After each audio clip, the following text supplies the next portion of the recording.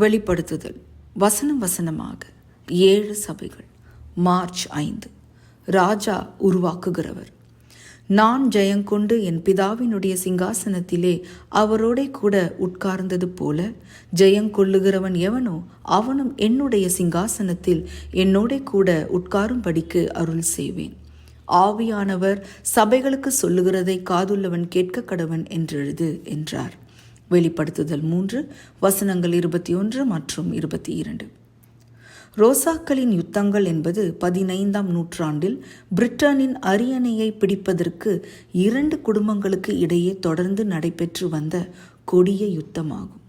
இது 3 தசாப்தங்களுக்கும் மேலாக நீடித்தது. காட்டு மிராண்டித்தனமாக நடைபெற்ற அந்த போரில் இறுதியில் 2 தரப்பினரும் ஒருவரை ஒருவர் அழித்து கொள்ளும் அளவிற்கு சென்றது. பிள்ளைகள் உட்பட ஒருவர் கூட பாதுகாப்பாக இல்லை. 3ஆம் ரிச்சர்ட் தன் ஆட்சியை காப்பாற்றுவதற்காக தனது 2 மருமகன்களை சிறையில் அடைத்தார். அவர்களில் ஒருவர் அவருக்கு அடுத்து அரியணையில் ஏற இருந்தவர். லண்டன் கோபுரத்தில் அவர்கள் சட்டவிரோதமானவர்கள் என தீர்க்கப்பட்டு மர்மமான முடிவை சந்தித்தார்கள். ஆனால் முற்றிலும் மாறுபட்ட விதிகளின்படி செயல்படுகிற மற்றொரு அரச குடும்பம் உள்ளது. அவர்களுடைய அரசாங்கத்தில் போர் இல்லை, பழிவாங்கல் இல்லை, வெறுப்பு இல்லை. அந்த வம்சத்தின் தகப்பன் பிதாவாகிய தேவன். அவரது குமாரனாகிய இயேசு கிறிஸ்து சீக்கிரத்தில் ராஜாதி ராஜா என்கிற பட்டத்தை பெறுவார். வெளிப்படுத்துதல் 17 வசனம் 14. அவர்களது தேசத்தின் சட்டம் அவர்களின் அன்பின் குணாதிசயங்களால் உருவாக்கப்பட்டது.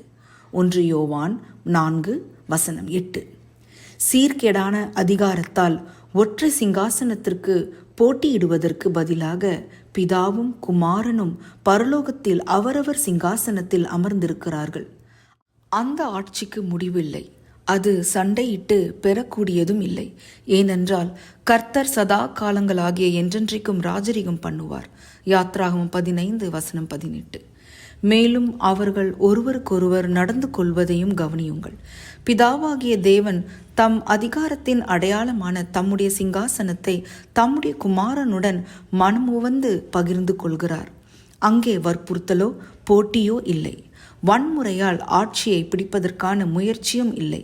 அது இலவசமாக வழங்கப்படுகிறது. குமாரனாகிய தேவன் இப்போது நமக்கும் அதே ஸ்லாக்கியத்தை கொடுக்கிறார்.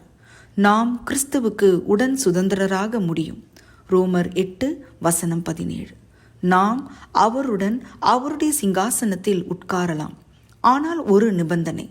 அதற்கு நாம் ஜெயம் கொள்ள வேண்டும். நாம் எதை ஜெயம் கொள்ள வேண்டும்? கிறிஸ்து சிலுவையில் வெற்றி பெற்றார். அவர் மற்றவரின் இரத்தத்தை சிந்தி அல்ல, தமது சொந்த இரத்தத்தை சிந்தி வெற்றி பெற்றார். நாம் கிறிஸ்துவின் மூலம் ஜெயிக்க வேண்டும் என்று வேதாகமம் சொல்கிறது. அவர்கள் ஆட்டுக்குட்டியின் இரத்தத்தினால் சாத்தானை ஜெயித்தார்கள். வெளிப்படுத்துதல் 12 வசனம் 11. இயேசுவின் மரணத்தாலும் உலகத்தின் வழிகளுக்கு மாறாக நம்மை நாம் அர்ப்பணிப்பதாலும் மட்டுமே ரட்சிப்பின் வெற்றியை பெற முடியும். பரலோக ராஜா, உமது தியாகத்திற்கு நன்றி. அதன் மூலம் நாங்கள் உமது இரத்தத்தால் உரிமை பாராட்டலாம். இப்போது தேவனுடைய குடும்பத்தில் ஏற்றுக்கொள்ளப்பட முடியும். அதிக ஆராய்ச்சிக்கு ஆதியாகமம் 22 வசனங்கள் 1-13, மத்தேயு 4 வசனங்கள் 8-10, யோவான் 14 வசனம் 23. ஆமேன்.